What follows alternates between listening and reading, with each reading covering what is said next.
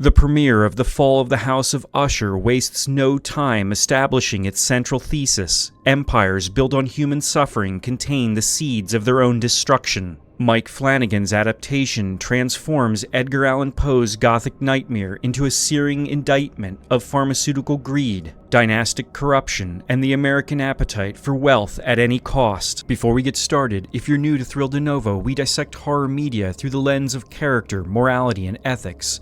If that sounds interesting to you, we'd love to have you as a subscriber. The episode's title, drawn from The Raven, signals the show's larger project. Poe's poem dwells on irretrievable loss and the psychological torture of remembrance, themes that permeate every frame here. Roderick Usher sits across from investigator Augustine Dupin, confessing that his 6 children are dead or dying. This framing device creates immediate dread. We know the destination. The horror lies in watching the journey unfold. What makes the premiere exceptional is how it treats wealth as a character itself, seductive, grotesque, and ultimately toxic. The Usher pharmaceutical dynasty has built its fortune on Ligodone, an opioid marketed with calculated lies. The show doesn't soft-pedal this reality. There aren't any anti-heroes with redeeming qualities.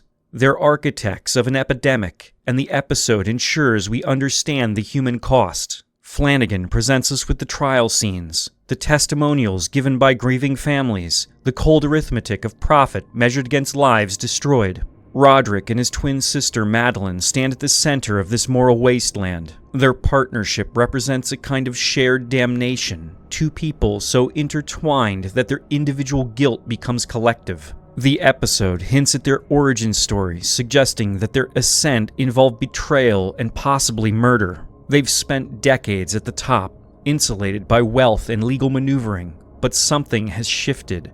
The immunity they purchased is failing. The introduction of Roderick's children establishes a fascinating dynamic. Each represents a different facet of inherited corruption: the entitled CEO's son, the manipulative daughter, the amoral spin doctor. They've grown up in privilege so complete it's severed them from consequence. Yet the episode also shows them as victims of a different sort. They didn't create this system. They were born into it, shaped by it, and now they'll be consumed by it. There's a tragic inevitability to their fates that elevates the story beyond simple morality. The visual language reinforces these themes brilliantly. The Usher mansion looks simultaneously opulent and decaying. All dark corners and cold marble. Wealth has brought them everything except warmth, connection, or safety. The cinematography favors shadows and reflection, suggesting that these characters are haunted by distorted versions of themselves. Nothing feels solid or trustworthy.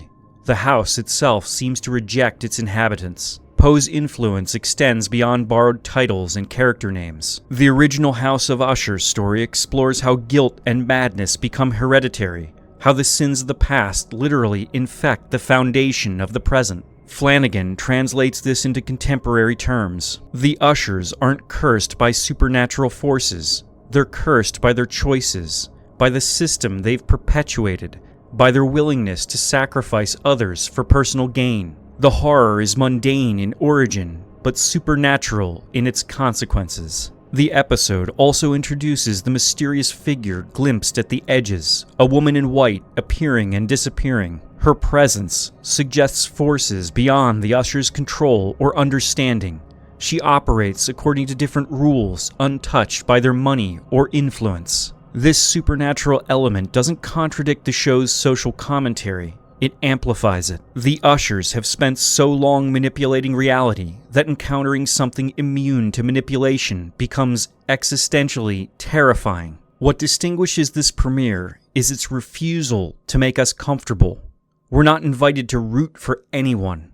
Dupin provides something closer to clinical observation than moral authority. The victims of Ligodone remain mostly off-screen, a deliberate choice that prevents their suffering from becoming spectacle. Instead, we're trapped with the perpetrators as their world collapses. It's deeply unsettling, which is precisely the point. The pacing deserves attention.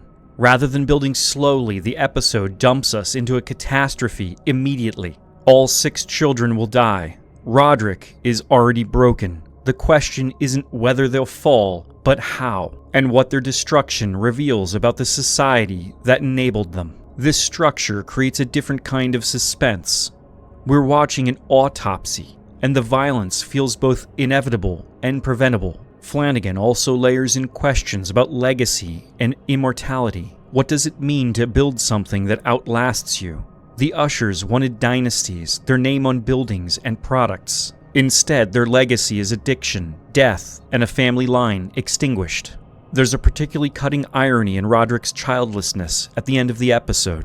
All that scheming for succession, and there's no one left to inherit. The pharmaceutical industry's specifics ground the horror in reality. The marketing strategies, the regulatory manipulation, the calculated PR responses, these aren't exaggerations. The episode draws direct lines to the real-world opioid crisis, real companies, real damage. By wedding Poe's Gothic sensibility to contemporary corporate malfeasance, Flanagan creates something that works as both supernatural thriller and social critique. Ultimately, A Midnight Dreary succeeds because it understands that the scariest monsters are often people. The Ushers aren't possessed or manipulated. They're simply willing to do terrible things for wealth and power. Their punishment, when it comes, feels less like cosmic justice than natural consequence. You can't build on mass graves without eventually sinking into them. The episode leaves us with profound unease. We've been introduced to a world where moral boundaries dissolved long ago, where immense privilege coexists with absolute emptiness. The Ushers have everything except the one thing that might save them: the ability to recognize their own humanity, and by extension, the humanity of others. That fundamental failure dooms them more certainly than any curse. This premiere establishes that the fall of the House of Usher will be unflinching in its examination of American excess, family dysfunction, and the price of ambition. It's horror that disturbs not through jump scares, but through recognition, the terrible familiarity of the system we all inhabit.